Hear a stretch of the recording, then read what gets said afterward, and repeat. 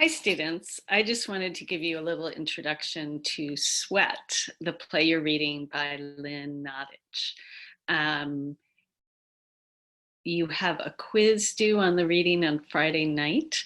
You need to give yourself time to read the play. It might take you I would say anywhere between 2 to 4 hours to read. So make sure you set aside some time to do that.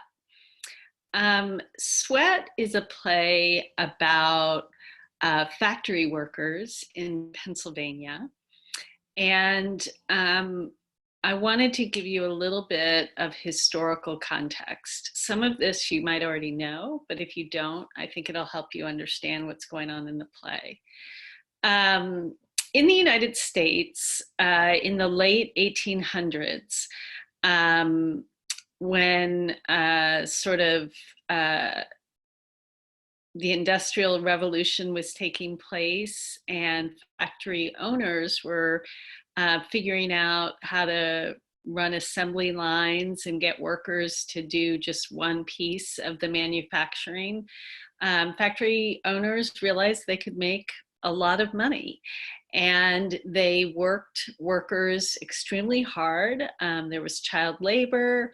Workers were working in really terrible conditions, working many hours for very little pay.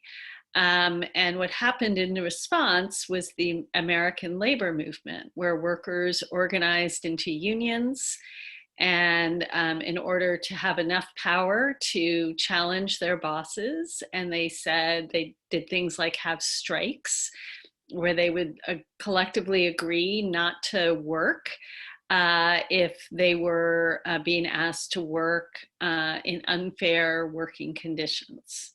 So over a period of decades, pretty much a century, workers succeeded in getting better pay, better benefits, overtime pay. If you get overtime pay when you work over 40 hours, you should thank American unions who fought for that.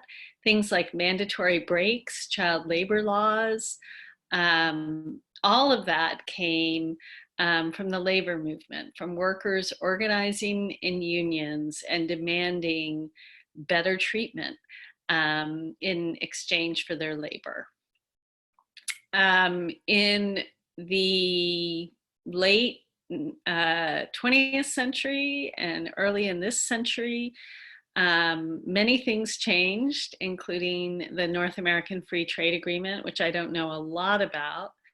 But one of the results of that and other conditions in the country is that many American countries have started building factories overseas where there are not so many labor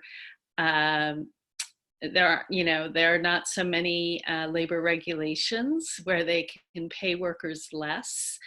And so a lot of factories are leaving the United States and going overseas. And in the towns where these factories were, a lot of workers were left in a really difficult position. If you grew up in certain towns like the one in the play, many of these people had seen their parents spend their whole lives working at these factories and making a good living, having good benefits and good pay. In some places in the 50s and 60s and 70s, the factories paid well enough so that only one person in the household, usually the father, could work, and the mother could be home raising the kids, and they could survive on that one income because unions fought so hard for better pay and better benefits. Many of these people, and so then the children of these factory workers would often go straight out of high school into these factories. So they wouldn't be trained to do anything else. They wouldn't have an education beyond the factory. So when these factory jobs started leaving the country, some of these people who had started working in the factory when they were 18 were left at 40, 50 years old with no other skills but this very specific skill they'd done in the factory. And there were no jobs. There were no jobs. They didn't have a college education. They'd been making a good living their whole lives. And suddenly, almost overnight, they lost their livelihood.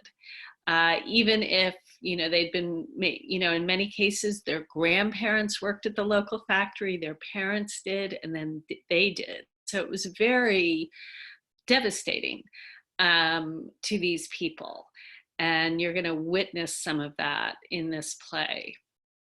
The other important thing you need to know about unions and the labor movement is for many decades, they discriminated against people of color. So there's an unfortunate history of unions not letting people of color into the union. So those factory jobs, like many other forms of wealth in our country, were passed down for many decades from white person to white person. I think it got somewhat better in the last 20 years, maybe even in the last 40 years. But part of the history of the labor movement and the history of unions is racism. So that's another thing to consider when you read this play.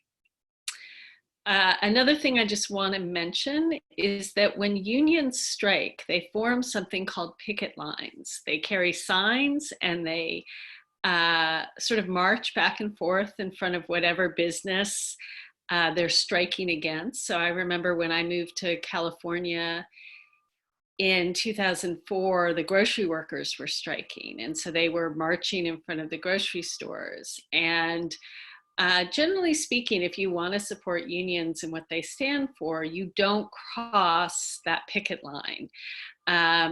So when I first moved to California, I knew which grocery store workers were not striking, and I went to those grocery stores and I avoided the ones with picket lines because I did not want to cross that picket line.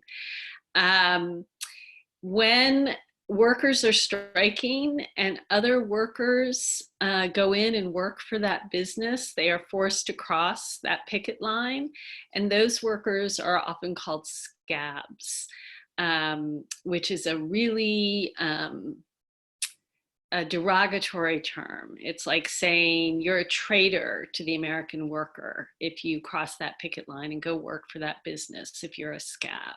So that's another thing to kind of keep in mind as you read the play.